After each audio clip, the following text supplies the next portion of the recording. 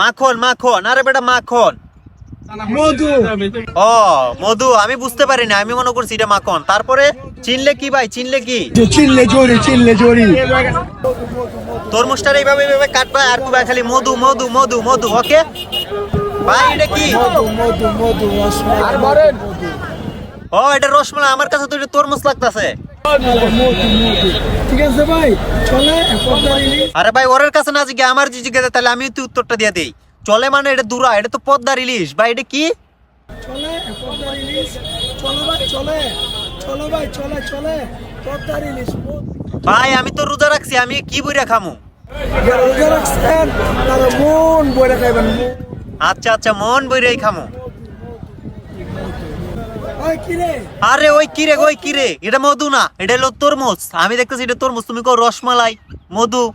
বুঝলাম না কিছু। তরমুজটা মাথার উপরে লইয়া একটা কপাল লইয়া একটা গান গাও।